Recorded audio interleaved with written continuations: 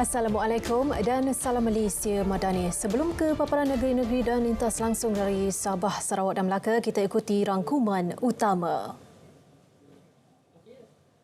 DUN Kedah akan dibubar Rabu ini. Ia bagi memberi laluan kepada pilihan raya umum PRU DUN yang turut melibatkan 5 lagi negeri. Duli Yang Mahmulah Tunku Sultan telah pun memberi perkenan untuk Dewan Undangan Negeri yang ke-14 ini dibubarkan pada tanggal 28 Jun 2023.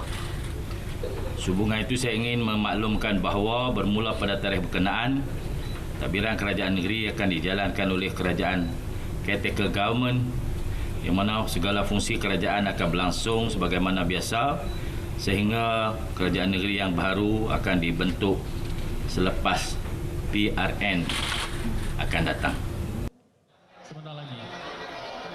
Dalam pada itu, semua jentera dan ahli Pakatan Harapan PH diminta melupakan perbezaan yang berlaku dengan Barisan Nasional BN sebelum ini. Pengerusi PH Selangor, Datuk Seri Amiruddin Syahri, kerjasama antara PH dan BN amat penting dalam menghadapi pilihan raya umum Dewan Undangan Negeri akan datang.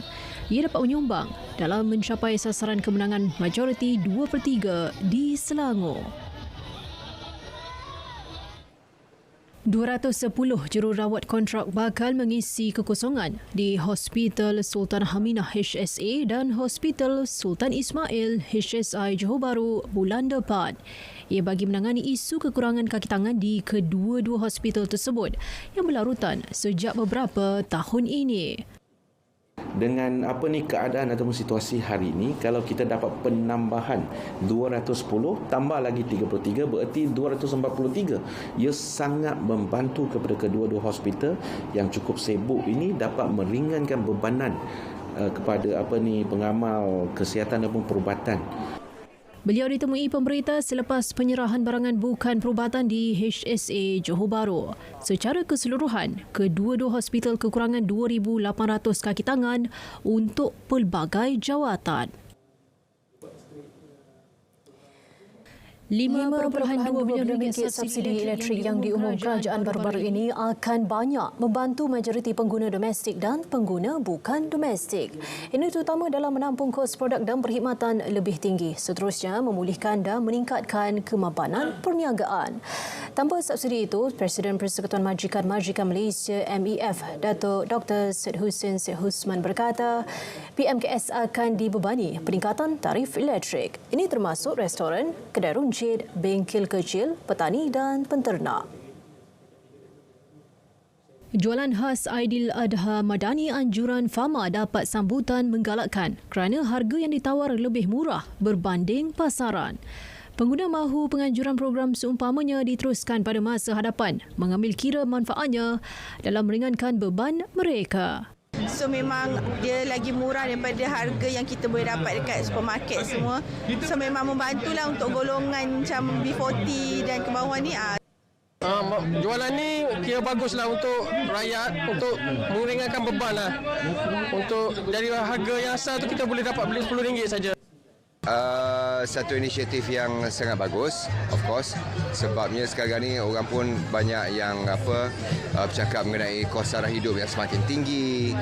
Jadi inisiatif-inisiatif yang macam gini saya rasa perlu diteruskan. Jualan khas Aidiladha Madani berlangsung di 203 outlet Fama seluruh negara mulai semalam hingga Rabu ini. Ia meliputi Pasar Tani, Pasar Tani Kekal, Pusat Transformasi Luar Bandar, RTC dan Media Niaga 1. Kerjasama institusi pendidikan United Kingdom UK dengan pengeluar Malaysia bukan sahaja dapat meningkatkan kemampanan minyak sawit Malaysia, malah memacu kemajuan industri berkenaan.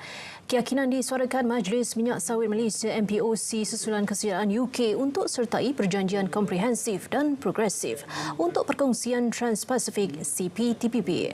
Ia akan dimuktamad semasa mesyuarat Menteri CPTPP di Auckland, New Zealand bulan depan. Menerusi laporan serutan pasarannya, MPOC menjelaskan kedua-dua negara boleh menyasar untuk mewujudkan kaedah pengeluaran minyak sawit lebih mampan dan mesra.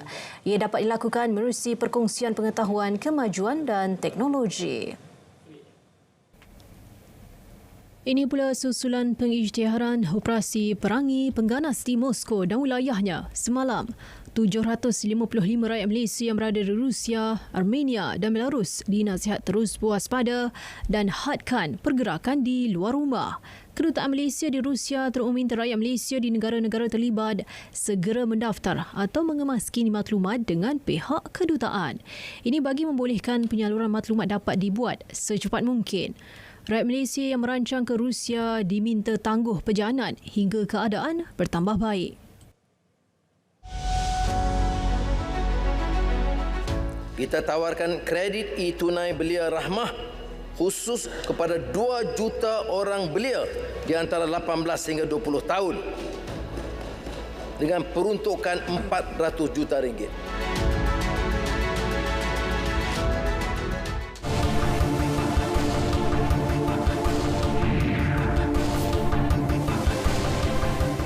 Malaysia dalam proses menyertai Alliance 8.7 bagi mempercepat penghapusan buruh paksa dan perhambaan moden menjelang 2030.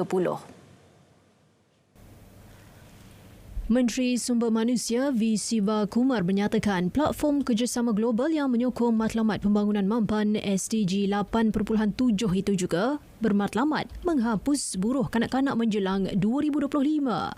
Langkah menyertai Alliance 8.7 bukti komitmen berterusan Malaysia memerangi isu berkenaan. Pelbagai usaha berkaitan telah dilaksana sebelum ini, termasuk pinaan Akta Kerja 1955 dan melancarkan Pelan Tindakan Nasional Buruh Paksa 2021 hingga 2025. Juga memberi penekanan dalam menyediakan penginapan standard dan skim perlindungan keselamatan sosial untuk pekerja. Kuartus Pekerja Berpusat CLQ bakal dibina di Bandar Sultan Sulaiman Kelang. Ia bagi menempatkan pekerja industri warga tempatan secara berpusat dan berkelompok. CLQ juga akan dilengkapi pelbagai kemudahan. Majlis Pecah Tanah Projek Kendalian Perbadanan Kemajuan Negeri Selangor itu dijadual berlangsung pagi esok. Menteri Besar Selangor bakal merasmikannya. Sukan Anak Yatim se-Malaysia Sukia ke-12 2023 bakal membuka tirainya pada Ogos ini di Pulau Pinang. Pada penyataan kali ini, kontingen Selangor optimis mampu meraih banyak kemenangan berbanding 2018. Nurhela Razali ada perinciannya. Penganjuran kali ini dijadual berlangsung pada 26 Ogos hingga 23 Ogos di USM Pulau Pinang dengan 15 sukan dipertandingkan pada tamasya kali ini. Menurut Pengerusi Penyelaras Peyatim Negeri Selangor, Ani Mawar Abdullah, pada tahun ini 6 buah rumah anak yatim akan mewakili negeri tersebut pada tamasya itu berbanding hanya 2 pada edisi 5 tahun lalu. Okey, sebenarnya untuk gabungan kita ada 10 anak yatim, tapi yang terlibat hari ini ada 6 buah saja sebab masalah-masalah logistik, masalah jauh, masalah kaki tangan. Jadi kami cuma berjaya mengumpulkan 6 buah rumah saja. Bagi anak-anak yatim yang mewakili Selangor dalam Sukia 2023 ini, sangat mengharapkan kemenangan dan teruja dengan acara sukan yang mereka sertai. Saya rasa macam seronok, memang suka lari. Batu and then saya suka main lompat tinggi. Harapan dia first wakil Selangor, saya harap kita orang semua dapat bersatu dan naikkan lagi nama Selangor untuk jadi top 1. Sukan boleh dijadikan satu platform yang memberikan sinar untuk anak-anak yatim ini terus maju bersama yang lain. Nurhela Razali, RTM. 18 pegawai komisar PKBM memainkan peranan penting sepanjang litur DIPT 2023 berlangsung. Antara tanggungjawab utama semua pegawai berkenaan adalah memastikan keselamatan pelumba IPT. Amirul Aizat Muhammad Syafiee ada laporannya.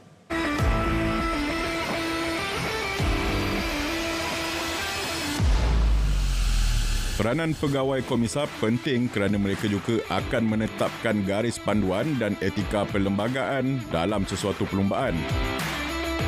Jadi di peringkat komisar ini kita memastikan dia adalah mengikut peraturan perlumbaan seperti yang telah ditetapkan. Dan dia sebenarnya bukan komisar saja yang bekerjasama, tapi banyak lagi pihak-pihak yang terlibat di peringkat awal. Dalam pada itu, wanita juga mampu menjalankan tugas sebagai komisar dengan baik. Senang je, kita perlu ada ilmu dan berani. Ada juga dalam situasi itu kita perlu membuat keputusan-keputusan yang segera. Jadi beginilah situasinya di pos kawalan komisar sebelum mengeluarkan keputusan pelumba dalam sesebuah perlumbaan. Untuk makluman anda juga, Malaysia telah melahirkan ramai komisar bertaraf dunia. Mereka telah menabur bakti dan mengharumkan nama negara dalam sukan berbasikal di pesada dunia. Amir Aizam Muhammad Syafiee, RTM. Liga Baseball Kebangsaan 2023, pemain kelahiran Jepun Toshiyuki Arakawa berharap kehadiran pemain senegaranya bersama pasukan baseball wilayah Persekutuan Putrajaya Berada mampu membantu meningkatkan keupayaan pasukan. Selain Toshiyuki, Putrajaya Berada turut mempunyai 2 lagi pemain import Jepun iaitu Kodai Wakabayashi dan Noyaya Shida.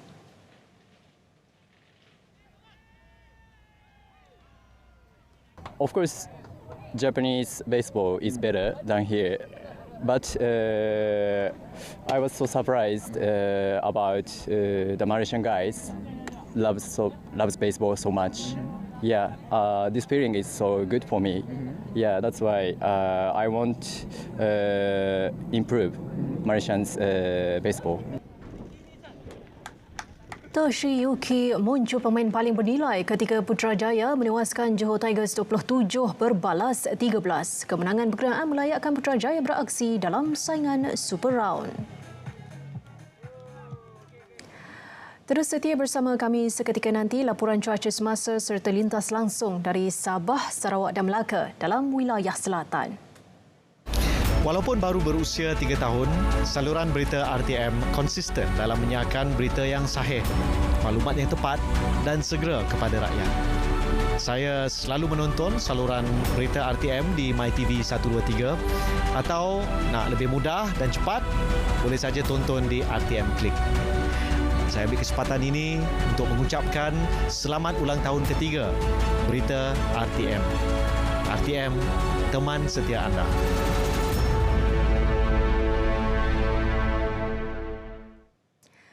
Baik, seterusnya kita ikuti laporan cuaca semasa seluruh negara bersama Pegawai Met Malaysia Rashdam Amirul Ashraf Ruslan.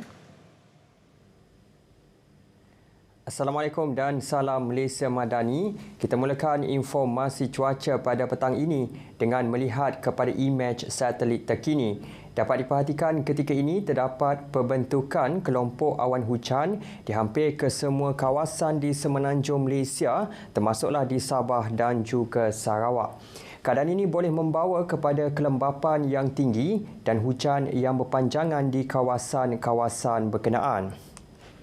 Hal ini dapat kita perhatikan dengan lebih jelas lagi di mana buat waktu ini hujan lebat kini sedang berlaku di 1-2 tempat melibatkan hampir ke semua negeri di semenanjung Malaysia kecuali di Perlis, Kedah, Selangor dan juga Melaka.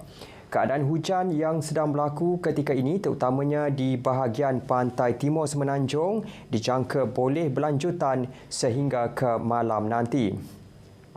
Manakala di Sabah dan Sarawak pula, hujan lebat kini sedang berlaku di 1-2 tempat melibatkan hampir ke semua bahagian di Sabah termasuklah di sekitar bahagian Limbang, Bintulu, Mukah, Sibu dan juga Kuching.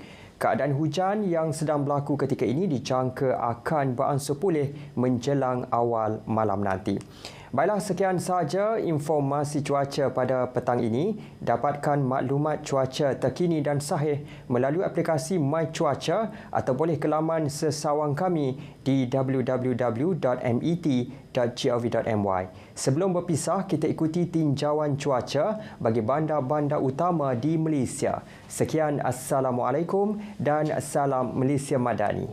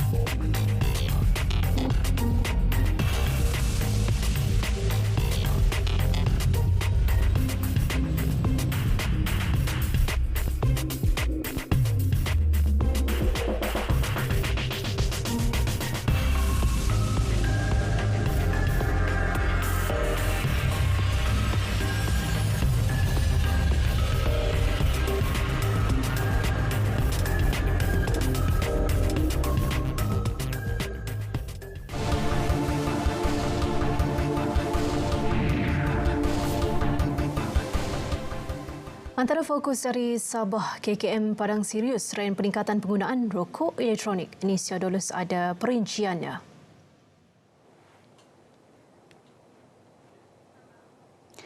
Ya, Nurul, Kementerian Kesihatan KKM memandang serius peningkatan trend penggunaan rokok elektronik dalam kalangan rakyat.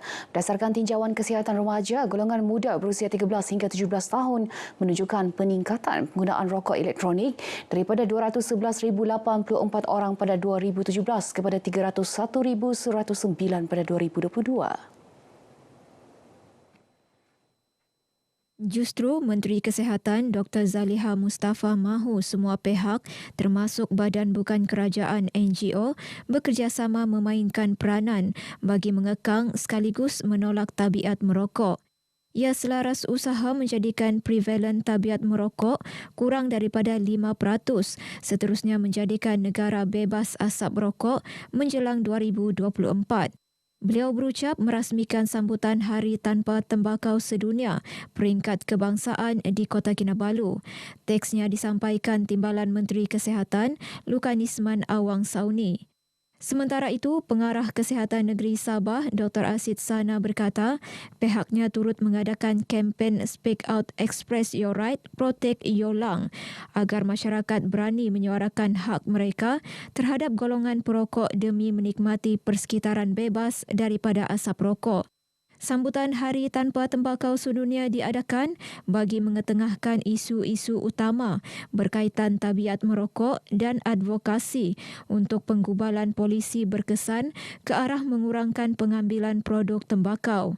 Dalam masa sama, meningkatkan kesedaran pengeluaran tanaman alternatif yang mampan dan berkhasiat berbanding tembakau dalam usaha menangani krisis makanan global. Sambutan bertemakan utamakan makanan bukan rokok demi kesihatan ini dihadiri lebih 5,000 orang. Wartawan penyiaran Radio Televisyen Malaysia RTM perlu terus memain peranan menyampaikan maklumat sahih selain melaksana tugas penuh berintegriti serta mematuhi etika kewartawanan. Timbalan Menteri Komunikasi dan Digital KKD Teo Ni Ching berkata, ia bagi memastikan maklumat disampaikan tepat, benar dan pantas, malah secara tidak langsung menjadikan wartawan RTM sebagai pendorong ke arah pengamalan konsep demokratik. Sambil menzahirkan ucapan tahniah sempena ulang tahun saluran berita RTM hari ini, beliau turut menyeru agar masyarakat menjadikan saluran berkenaan sebagai sumber maklumat terkini selain ejen membezakan antara maklumat palsu dan sahih yang dimuat naik dalam media sosial. Mereka perlulah cari maklumat yang tepat dan jugalah perlu sampaikan maklumat tersebut kepada warga Malaysia dalam cara yang pantas tetapi juga menarik. Jadi saya harap bahawa apabila negara kita menuju kepada menjadi sebuah masyarakat yang demokratik, saya percaya bahawa wartawan akan teruslah memain peranan yang sangat penting untuklah memupuk sebuah masyarakat demokratik ini. Beliau menyatakan demikian kepada pemberita sempena ulang tahun saluran berita RTM di Kota Kinabalu. Saluran berita RTM dilancarkan pada 25 Jun 2020 khusus menyiarkan hal ehwal semasa dan bual bicara yang dipancarkan pada definisi tinggi HD. Kerajaan negeri menyambut baik usaha Dewan Bandaraya Kota Kinabalu DBKK yang memberi penekanan khas dalam aspek kebersihan premis makanan sebelum diberikan sijil penarafan kebersihan premis berdasarkan grade. Pembantu Menteri Kewangan Tan Lee Fat berkata ini membuktikan DBKK bukan sahaja mementingkan aspek kebersihan premis dan pekerja, malah terhadap pelanggan. Dicontohi oleh bukan saja kedai-kedai India tetapi juga kedai-kedai makan yang adalah di Kota Kinabalu, dan saya rasa usaha ini juga memberi keyakinan kepada pelancong, kepada orang ramailah tentang kebersihan dari segi makanan tapi juga kebersihan kawasan ataupun kawasan tempat restoran. Beliau ditemui pemberita selepas merasmikan Festival Kebudayaan dan Makanan Tradisional India di lintasan Diasoka, Kota Kinabalu. Festival bertemakan transformasi premis makanan India ini dianjurkan bersama Dewan Perniagaan dan Perindustrian India Muslim Sabah. Sementara itu, Mayor Bandaraya Kota Kinabalu, Dato' Nurliza Awang Alip ketika ditemui memberitahu pihaknya akan mempertingkat syarat pengeluaran lesen kepada premis perniagaan di Kota Kinabalu. Ini termasuk mempertimbang mewajibkan setiap premis mendapat tahap 4 bintang bagi kebersihan tandas dan memastikan kawalan makhluk perosak di setiap premis dilaksanakan. Kami telah membincangkan perkara ini, tapi sebelum dilaksanakan sejajar dengan pendekatan di BKK sebelum-sebelum ini, kita akan mengadakan sesi libat urus dengan pengusaha-pengusaha berkain detail sebelum sebarang kata muktamad di-announcekan lah. Institusi pendidikan perlu giat memperkasa dan membudayakan sains, teknologi, kejuruteraan dan matematik STEM bagi melahirkan lebih ramai pelajar yang dapat menguasai bidang tersebut. Pembantu Menteri kepada Ketua Menteri Datuk Nizam Abu Bakar Titingan berkata, ibu bapa juga berperanan dengan memberi sokongan kepada anak mereka yang cenderung dalam bidang sains dan teknologi. STEM adalah satu bidang yang pada ketika ini amat dititik beratkan oleh kerajaan, khususnya Kementerian Pendidikan, untuk melahirkan pelajar-pelajar yang benar-benar mahir dalam bidang sains, teknologi, engineering dan juga matematik. Kerana kita faham bahawa dengan menguasai subjek-subjek ini, ia akan meletakkan negara kita standing dengan kemajuan dan kejayaan yang telah dikecapi oleh negara-negara barat. Datuk Nizam ditemui pemberita selepas merasmikan penutupan program Karnival STEM peringkat sekolah di Sekolah Kebangsaan SK Kinabutan Besar Tawau. Beliau turut memuji kejayaan SK Kinabutan Besar yang dipilih sebagai sekolah bitara STEM di Sabah dan berharap kejayaan itu memberi semangat kepada sekolah lain untuk mencetuskan minat pelajar mempelajari STEM. Dalam majlis ini, Pejabat Dun Apas Tawau menyumbangkan RM2,000 untuk memperkasa aktiviti berteraskan STEM di sekolah berkenaan. Pertandingan Seni Warisan Juara Limbai 2023 bagi sekolah rendah dan menengah anjuran RTM Sabah yang berakhir semalam mendapat sambutan menggalakkan. Ketua Penolong Pengarah Kejuruteraan TV RTM Sabah Teknologi Cyril Simon berkata penganjurannya turut mendapat pujian daripada Ketua Menteri Datuk Seri Panglima Haji Jinor. Menurut beliau, Ketua Menteri turut mengakui pertandingan julung kali diadakan ini bukan sahaja menampilkan keaslian tradisi, malah mampu menjadi platform untuk memastikan generasi muda mengembangkan bakat mereka dalam seni tarian tradisi. Saya rasa pertandingan ini adalah satu pertandingan yang bercorak tradisi dan kami berpendapat bahawa sekiranya juara ni ataupun pertandingan diteruskan, saya rasa dia boleh go another level. Beliau ditemui pemberita selepas menyaksikan pertandingan Seni Warisan Juara Limbai 2023 yang berlangsung di Universiti Malaysia Sabah UMS Kota Kinabalu yang turut disaksikan Datuk Haji Ji dan Timbalan Menteri Komunikasi dan Multimedia Teo Ni Ching. Bagi juara sekolah menengah SM Lokyuk Kota Kinabalu, pasukan jentari dan juara kategori sekolah rendah SK Pekan Sembulan, mereka sememangnya memaparkan persembahan gabungan Limbai yang kreatif dan inovatif. Sejujurnya saya sangat gembira kerana seperti yang kami bilang, walau apa juga cabaran, dengan slogan radu tetap radu, akhirnya cabaran itu kami reda dan juara berjaya kami gapai. Syukur Alhamdulillah kerana kami terpilih sebagai juara dan sangat berbaloi lah dan penat tu sangat berbaloi lah, kami usaha berhabis lah kali ini, tapi dengan kejuaraan ini kami sangat berpuas hati. Baik, sekian paparan dari negeri bawah Bayu. Untuk lebih banyak perkembangan semasa di tanah air, terus saja bersama Nurul. Silakan Nurul. Enisia Doles, terima kasih atas perincian itu.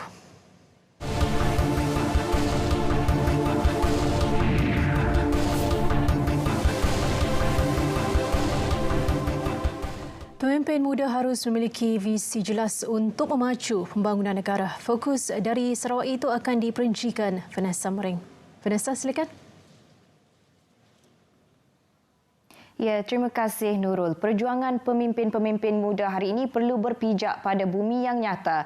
Setiausaha Agung Parti Pesaka Bumi Putra Bersatu PBB yang juga Menteri Kerja Raya Datuk Seri Alexander Nantalinggi berkata pemimpin hari ini bukan hanya dinilai dari sudut karisma, kemesraan bersama rakyat, keprihatinan ataupun sifat empati ditunjukkan kepada masyarakat dan akar umbi, tetapi rakyat kini turut mencari pemimpin muda yang berintelektual dan cerdik pandai, mempunyai visi jelas bagi memimpin rakyat dan negara ke arah kejayaan yang diharapkan. Saya tidak menidakkan sebenarnya pemimpin yang mungkin tidak berpeluang mendapatkan pendidikan di tahap lebih tinggi. Tetapi saya mahu tekankan di sini kepada pemimpin muda. Keberanian primitif, tanpa sokongan ilmu pengetahuan yang luas, tidak dapat memberikan hasil yang terbaik. Tegasnya, kini tiada lagi istilah jago kampung dalam gelanggang kepimpinan kerana gelanggang yang ada kini sudah tiada sempadan dan telah menjangkau arena global. Memberi contoh Premier Sarawak, Datuk Petinggi Tan Sri Abang Johari Tunopeng yang kini seringkali dijemput untuk bercakap di pelbagai pentas dunia seperti di Jepun bagi berkongsi pemikiran dan visi. Saya mengucapkan selamat menyambut ulang tahun ketiga kepada saluran berita RTM. Semoga RTM terus sukses dalam dunia penyiaran. Happy birthday!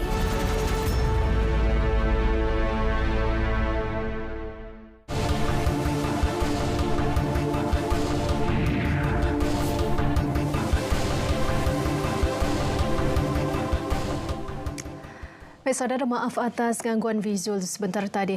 Nanti kita akan ke perkembangan di Sarawak selepas ini. Seorang kanak-kanak perempuan berusia 10 tahun terselamat meskipun tercampak keluar dari kereta dalam kemalangan di Kampung Benfu Ulu Tiram, Johor Bahru, Johor pagi tadi. Komandan Operasi Pegawai Bomba Kanan 2 MK Haridas memaklumkan kanak-kanak tersebut cedera ringan dan luka di telinga. Ibu mangsa Tan Yi Peng 45 tahun yang memandu kereta tersebut cedera di bahagian kaki kiri, manakala pemandu sebuah lagi kereta terlibat cedera ringan. Pasukan keluaran operasi menggunakan peralatan khas mengeluarkan ibu kanak-kanak tersebut yang tersepit di tempat duduk pemandu. Unit Bantuan Perkhidmatan Kecemasan bertindak memberi rawatan awal kepada kanak-kanak itu sebelum semua mangsa cedera dihantar ke Hospital Sultan Ismail untuk rawatan lanjut. Operasi melibatkan 9 anggota Balai Bomba dan Penyelamat Johor Jaya tamat pukul 8.20 pagi. Pelintas langsung dari Melaka berkongsi inisiatif kerajaan negeri dalam memartabat pantun. Terus sahaja bersama Nurul Ashikin Abdul Halim. Silakan. Ya Nurul, usaha itu diterjemah menerusi cadangan penganjuran pertandingan berbalas pantun warisan Piala Ketua Menteri Melaka. Golongan sasarnya para pelajar sekolah yang merupakan pewaris seni budaya bangsa. Supaya dapat nanti anak-anak ini berkembang dan berkarya dalam seni dan warisan supaya mereka dapat menjadi waris kepada generasi masa depan. Dalam kaedah kita buat pesta pantun ini supaya warisan ini dapat diwarisi oleh generasi yang akan datang. Dan menjelang Tahun Melawat Melaka 2024, kerja-kerja baik pulih bangunan warisan dan bersejarah di Melaka giat dilaksana. Fokus tertumpu di Bandaraya Melaka yang diiktiraf tapak warisan dunia oleh UNESCO. Pengecatan semula bangunan merah itu, dan kita juga akan memelihara mana-mana bangunan-bangunan UNESCO ini di Melaka ini kita akan baik pulih, dan kita juga ada produk-produk yang baru untuk kita ketengahkan nanti. Tapi apapun kita menunggu bajet daripada pusat lagi, masih menunggu bajet. Contohnya kita ada satu bangunan mahkamah lama, kita akan baik pulih dan kita akan naik taraf dan kita akan jadikan satu produk baru nanti. Menerusi Belanjawan Madani 2023, 50 juta ringgit diperuntukkan Kerajaan Persekutuan kepada Melaka dan Pulau Pinang bagi pemeliharaan tapak warisan dunia yang diiktiraf UNESCO. Kerajaan negeri menerusi Majlis Agama Islam Melaka MAIM memperuntuk RM69,000 bagi melaksana aktiviti dan program sempena Minggu Dakwah Minda. Ia akan berlangsung seminggu mulai esok di beberapa lokasi sekitar Melaka. Minda tahun ini bertemakan melestari dakwah insani membangun ummah madani. Pengisian dia adalah kita buat juga ziarah rumah ke rumah, kita juga buat ziarah dan juga imarah ke surau-surau termasuk di perkampungan orang asli ziarah dan santuni mu'alaf mereka-mereka yang telah masuk Islam. Dan kita adakan juga kem bistari solat khusus sembelihan perdana juga akan ada, tak silap saya, di Masjid Bukit Bayan minggu depan dan juga program santuni rahmah dan banyak lagi program-program ni lah yang kita termasuk korban kelompok kan.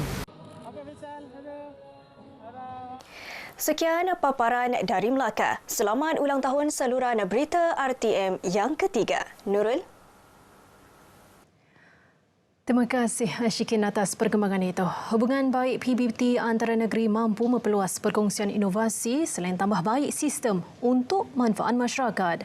Presiden Persatuan Pihak Berkuasa Tempatan Malaysia MALA Datuk Syaran Uthman berkata, dengan pelbagai cabaran baharu yang kompleks, hubungan baik antara PBT menerusi perkongsian inovasi dilihat kunci penyelesaian. Beliau bercakap kepada media selepas hadir Majlis Perasmian Mesyuarat Agung Tahunan Persatuan PBT. Malaysia kali ke-22 di Melaka.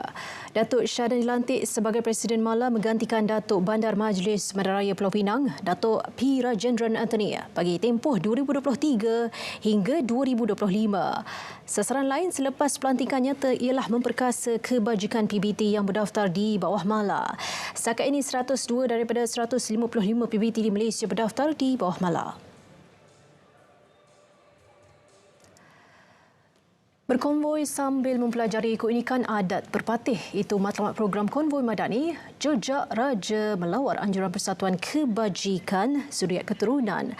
Pusaka Bentang Malaysia, ia membabitkan 180 motosikal berkuasa tinggi.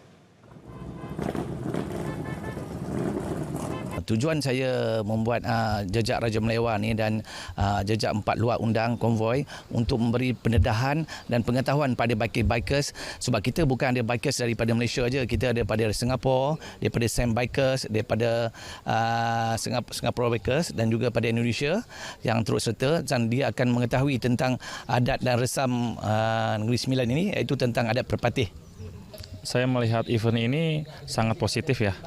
Pertama, kita bisa bersilaturahmi 3 negara antara Singapura, Malaysia dan Indonesia. Dari beberapa hobi motor yang berbeda aliran, dari Harley ataupun dari motorsport, berkumpul di satu tempat di sini dengan sejarah dan kebudayaan yang kental.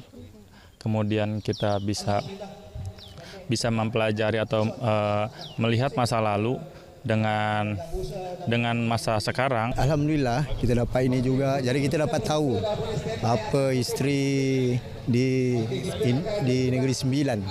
Padahal dia kata paling banyak raja-raja kita pun tak tahu. Pasal Singapura ada juga yang keturunan dia, pada hari pun tak ada datang. Jadi kita dapat tahulah sikit lebih kurang kira history macam mana apa raja. Kalau kat Singapura kita tak tahu apa-apa gini.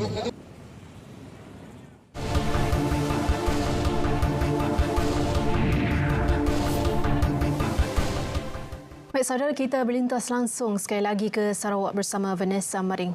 V, silakan. Ya, terima kasih. Perjuangan pemimpin-pemimpin muda hari ini perlu berpijak pada bumi yang nyata. Setiausaha Agung Parti Pesaka Bumi Putra Bersatu PBB yang juga Menteri Kerja Raya Datuk Seri Alexander Nantalinggi berkata, pemimpin hari ini bukan hanya dinilai dari sudut karisma, kemesraan bersama rakyat, keprihatinan ataupun sifat empati ditunjukkan kepada masyarakat dan akar umbi, tetapi rakyat kini turut mencari pemimpin muda yang berintelektual dan cerdik pandai, mempunyai visi jelas bagi memimpin rakyat dan negara ke arah kejayaan yang diharapkan. Saya tidak menidakkan sumbangan pemimpin yang mungkin tidak berpeluang mendapatkan pendidikan di tahap tinggi. Tetapi saya mahu tekankan di sini kepada pemimpin muda. keberanian primitif, tanpa sokongan ilmu pengetahuan yang luas, tidak dapat memberikan hasil yang terbaik.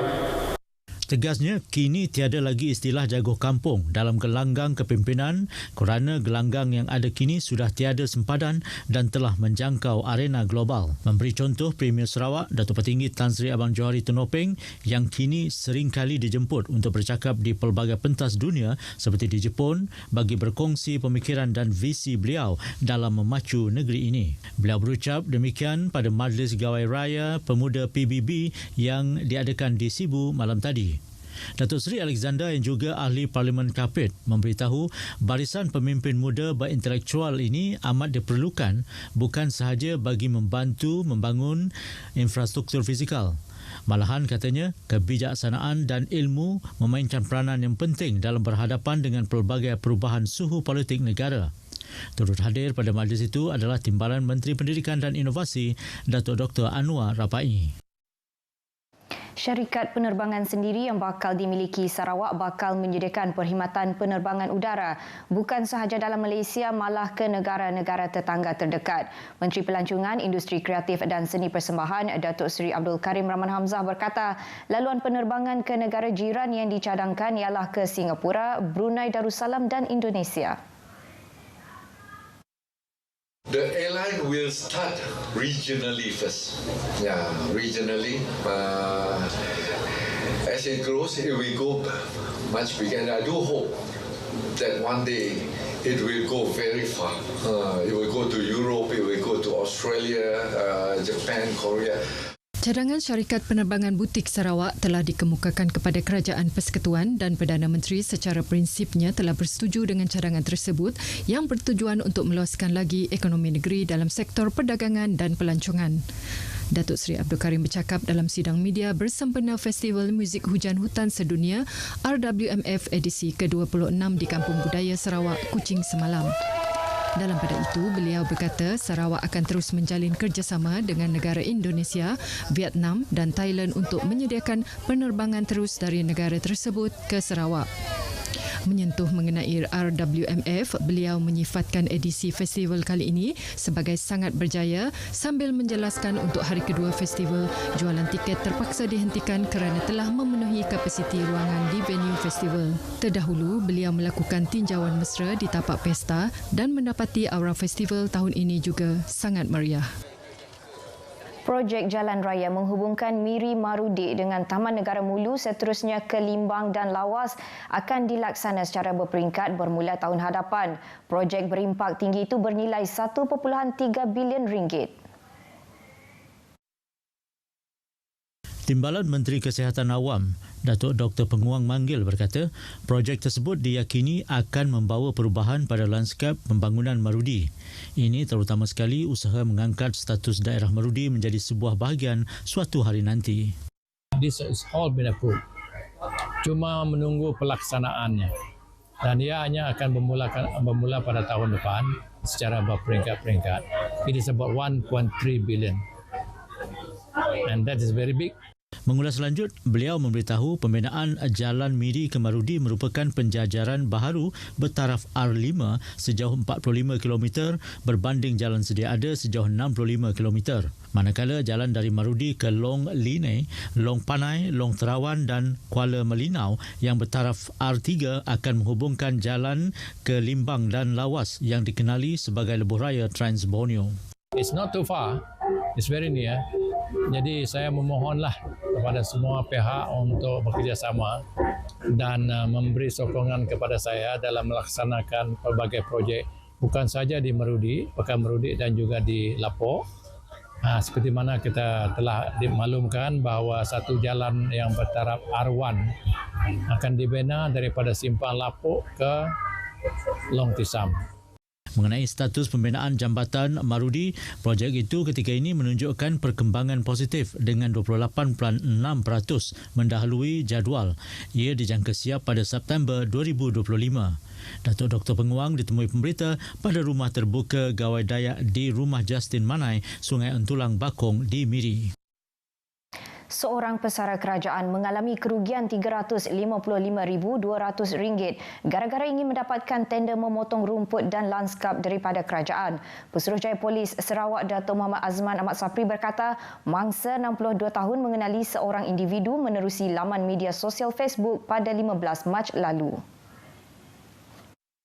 Suspek menawarkan diri membantu mangsa mendapatkan tender memotong rumput dan lanskap pada pertengahan Jun ini. Dalam kenyataan media, beliau mendedahkan perkenalan bermula apabila mangsa mencari kontraktor untuk memasang jeriji di rumahnya di kawasan Pedawan. Pada 25 Mac lalu, suspek telah datang ke rumah mangsa untuk menyukat tingkap rumah bagi memasang jeriji besi tersebut. Sebelum itu, mereka terlebih dahulu berbual mengenai cara mendapatkan lesen perniagaan dan tender daripada kerajaan. Mangsa diminta membuat bayaran sebelum mendapatkan lesen itu dan telah membayar secara berperingkat sebanyak 11 kali transaksi pembayaran ke dalam akaun bank yang telah diberikan suspek.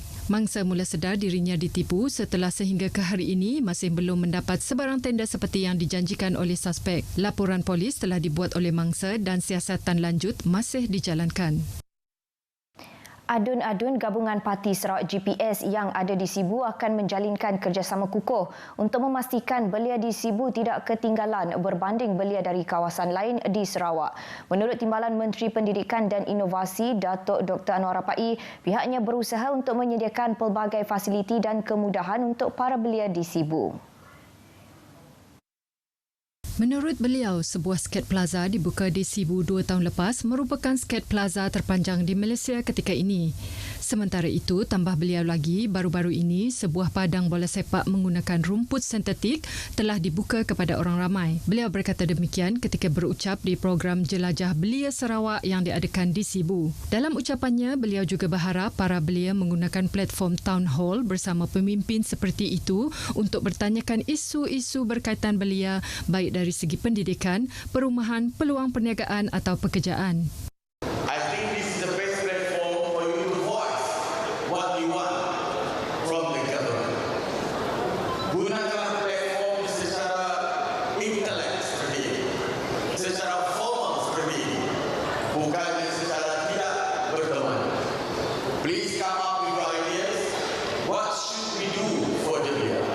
Dalam pada itu, program tersebut turut dihadiri oleh Timbalan Menteri Kesihatan Awam, Perumahan dan Kerajaan Tempatan Michael Ting Min Tee dan Timbalan Menteri Belia, Sukan dan Pembangunan Usahawan Datuk Gerald Rentap Jabu. Program ini dihadiri oleh lebih 600 belia dari Dun Pelawan dan Nangka. Datuk Gerald menegaskan belia di Sarawak perlu mengekalkan semangat segulai sejalai dalam usaha membawa pembangunan yang lebih pesat ke Sarawak. Ujarnya lagi, belia harus berani bertanya dan melakukan kesilapan kerana ia merupakan sebahagian daripada proses pembelajaran. Tambahnya, pendidikan dan pengalaman merupakan dua aspek penting yang boleh membantu belia mencorakkan masa depan yang lebih baik bukan sahaja untuk diri dan keluarga tetapi juga untuk Sarawak.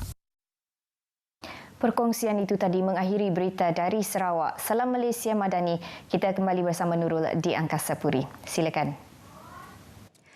Terima kasih Vanessa Mering atas perincian itu.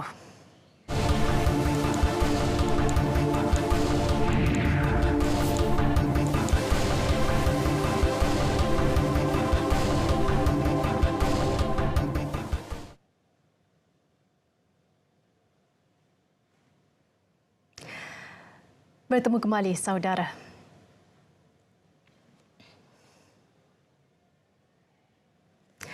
Pendaftaran e-tunai berjumlah RM200 menerusi program Belia Rahmah akan dibuka semula. Jumlah itu meningkat berbanding RM150 tahun lalu bertujuan meringankan beban kewangan para belia. Pengumuman mengenainya dibuat Perdana Menteri pada Majlis Pelancaran Rakan Muda #Nafas Baharu. Perincian lanjut terus sahaja bersama Muhammad Najib Masyur.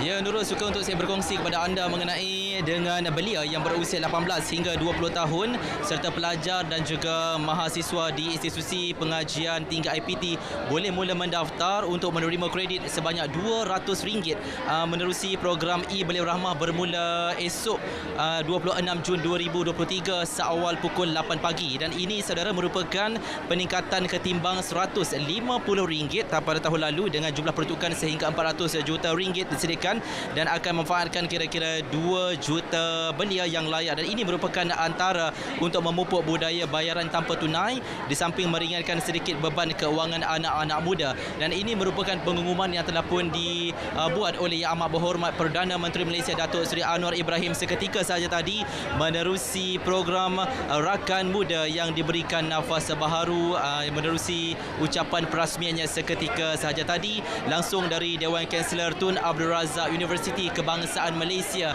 UKM Bangi Selangor. Dan apa yang dapat saya kongsikan mengenai dengan program ini, ianya turut dihadiri oleh mantan Menteri Belia dan Sukan yang merupakan pengasas kepada inisiatif Rakan Muda pada tahun 1994 yang berbahagia Tan Sri Dato' Abdul Ghani Othman, dan juga turut dihadiri oleh Menteri Belia dan Sukan Yang Berhormat Han Hayuh dan juga Timbalan Menteri Belia dan Sukan Yang Berhormat Adam Adli Abdul Halim.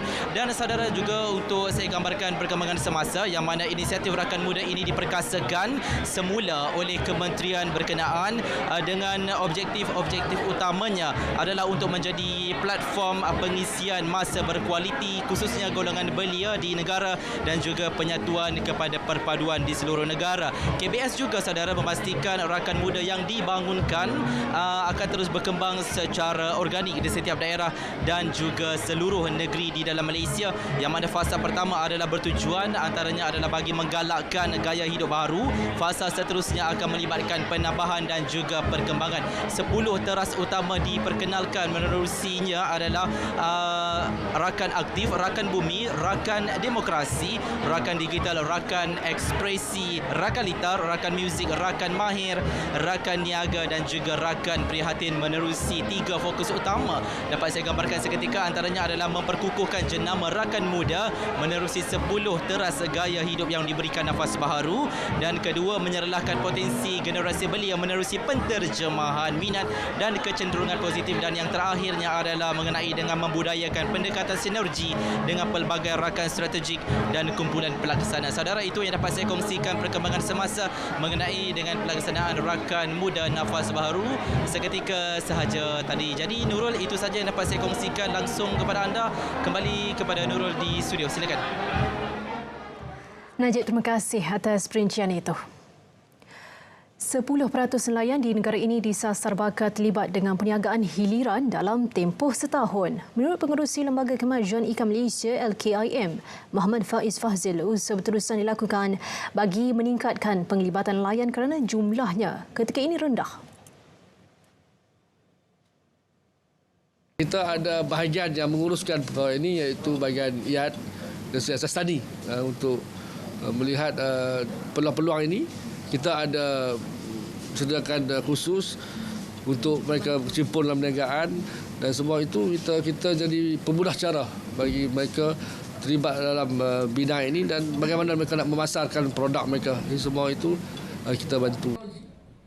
Beliau ditemui dalam Majlis Ramah Mesra Madani libat urus pengerusi LKIM bersama nelayan negeri Kelantan di Bajo. Selain pembiayaan kewangan, turut disediakan kursus bimbingan perniagaan melalui Persatuan Nelayan Kawasan, Kumpulan Wanita Nelayan serta Kumpulan Belia Nelayan. Setakat ini, terdapat 84,000 nelayan berdaftar bersama LKIM di seluruh negara.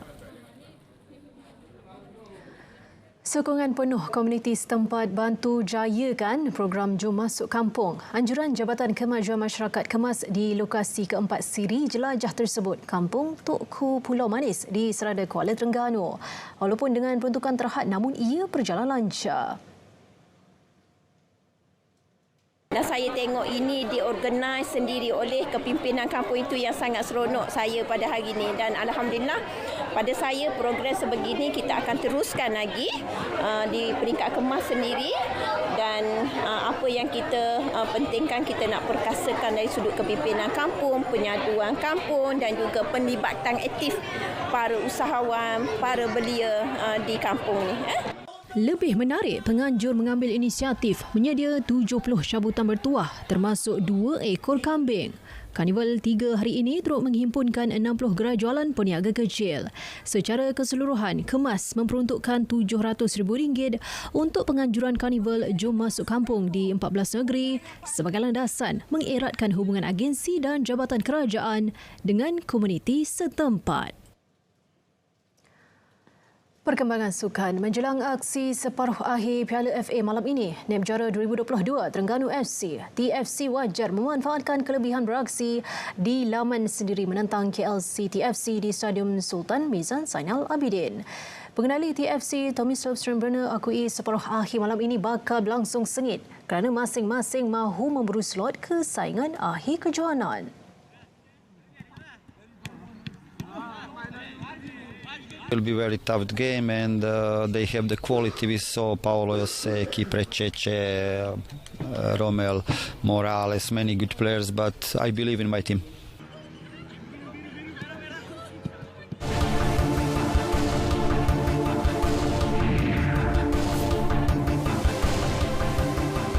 Seorang lelaki ditahan selepas disyaki membunuh teman wanitanya dalam kejadian di sebuah rumah kedai di Taman Song Jun Ipoh awal pagi tadi. Turut ditahan 3 individu lain berusia 29 hingga 65 tahun yang berada di tempat kejadian. Ketua Polis Daerah Ipoh, Asisten Komisioner Polis Yahya Hassan menerusi kenyataan berkata, maklumat awal kejadian diterima 4.34 pagi. Mangsa ditemui lengkap berpakaian di atas katil dan tidak sedarkan diri sebelum disahkan meninggal dunia oleh petugas kesihatan Hospital Raja Permaisuri Bainon. Siasatan awal mendapati suspek, mangsa dan seorang bayi berusia 8 bulan tinggal bersama di rumah tersebut. Polis merampas 4 telefon bimbit dan sebatang penyapu disyaki senjata yang digunakan suspek. Ujian saringan air kencing mendapati suspek pertama ialah teman lelaki mangsa positif dadah. Kesemua suspek direman 7 hari sehingga 1 Julai. Kes disiasat di bawah Seksyen 302 Kanun Keseksaan kerana membunuh. Uji bakat bentang kecil 2023 di Kedah dapat sambutan menggalakkan dengan penyertaan 87 kanak-kanak berusia 7 hingga 12 tahun. Jumlah penyertaan meningkat berbanding penganjuran sebelumnya. Meskipun berdebar, kesemua peserta tetap berusaha memberikan persembahan terbaik. Dia rasa berdebar sikit lah sebab dia macam first time masuk TV kan. Saya macam takut sikit je. InsyaAllah boleh lah. Tak nak kata macam ni tapi boleh lah. Dah biasa masuk tandingan dah masuk nyanyi kat rumah. Tahun ini kali kedua saya masuk pertandingan uji bakat bintang kecil. Lagu saya nyanyi Sophia Jane. I want to show my talent and I love to sing. That is my hobby. My role model is Siti Nurhaliza. I love Joget Kasih Tak Sudah, that song, and I love Iman Troy song. Kita menitik beratkan dari segi vokal, persembahan dan juga penghayatan, dan dari segi vokal memang sangat kita teliti dari segi pemilihannya sebab dia mengambil 50% daripada permakahan kali ini.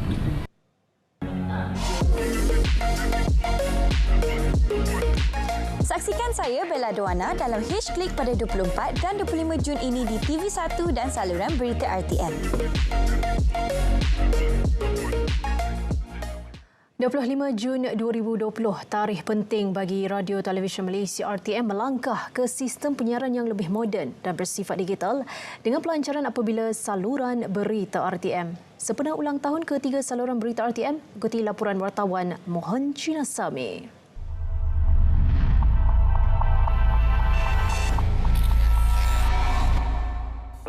Dengan pengenalan saluran berita, RTM melangkah satu tahap ke hadapan dan secara keseluruhan dapat memberi sumbangan yang lebih besar terutama dalam menyampaikan maklumat yang sahih dan tepat kepada rakyat.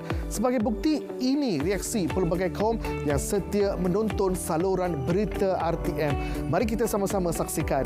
Semoga RTM lebih maju dan lebih berdedikasi dalam menyampaikan input-input yang berguna kepada masyarakat. Walaupun baru berusia 3 tahun, berita RTM telah memberikan berita yang segera dan konsisten kepada rakyat. Salon terbaik untuk mendapatkan berita sahih di Malaysia dan juga berita antarabangsa. Walaupun baru berusia 3 tahun, saluran berita RTM konsisten dalam menyiarkan berita yang sahih, maklumat yang tepat dan segera kepada rakyat. Saluran berita RTM, stesen televisyen terestrial kerajaan digital percuma pertama di Malaysia yang dipancarkan dalam definisi tinggi HD. Kita memilih stesen televisyen Indonesia sebagai model kepada penubuhan saluran berita ini, saluran best ini. Berikutan itu kita di RTM mencadangkan supaya kita mewujudkan satu slot berita pada permulaannya, iaitu slot antara jam 5 petang hingga 10 malam yang khusus untuk menyiarkan berita-berita terkini dan juga maklumat-maklumat semasa.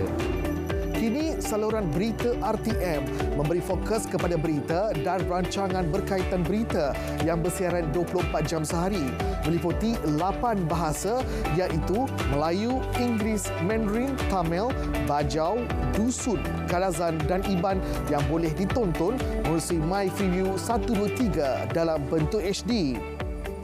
Kami juga menawarkan 25 slot berita setiap hari, 12 bicara waras seminggu, 5 hari berita perniagaan dan 2 program majalah seminggu yang menyumbang kepada pemberkayaan minda masyarakat dengan pelbagai maklumat. Dalam mencapai objektif memerangi berita palsu, saluran berita RTM turut menampilkan program Pastikan Sahih yang menyalurkan maklumat tepat kepada rakyat. Terbaru, Kanta 744 membawakan berita ringkas dan padat sebelum berita perdana 8 malam. Banyak berita palsu berlega di media sosial, jadi saya lihat kita kena rancakkan lagi edaran bahan-bahan saluran best di media sosial, contohnya di platform TikTok, Instagram, WhatsApp, ya. Dan saya lihat ini cabaran untuk pastikan maklumat itu dapat viral sampai kepada rakyat. Dengan adanya influencer, dengan adanya mereka yang kita kata citizen journalist, ya, contohnya mereka melaporkan keadaan di mana-mana mereka berada, tapi akhirnya orang ramai akan kembali juga kepada orang kata trained journalist, mereka yang betul-betul mendapat pendidikan dan juga menghadiri pelbagai kursus untuk menjadi wartawan yang mengikut orang kata etika kewartawanan dan segalanya. Jadi orang akan sentiasa kembali untuk dikata double check kesahihan sesuatu berita. Sempena ulang tahun ketiga saluran berita RTM, satu pengumuman penting akan dibuat pada 1 Julai ini. Apa pengumuman tersebut? Kita nantikan 1 Julai ini. Jadi sempena kita menyambut ni pada 1 hari bulan Julai nanti, kita akan ada sikit hadiah lah ya kepada penonton kita, di mana kita akan membawakan berita yang sangat istimewa. Tapi saya tak naklah cakap dengan lebih-lebih. Jadi penonton tunggu saja 1 hari bulan Julai ini. Terima kasih atas sokongan anda. Pastikan anda terus setia bersama saluran berita RTM, saluran yang berinformasi dan sudah pastinya sahih sepanjang masa. Muhajir Nasami, RTM.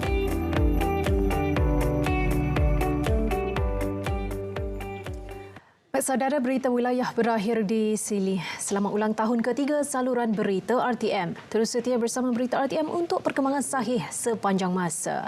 Malaysia Madani, tekad perpaduan dan penuhi harapan.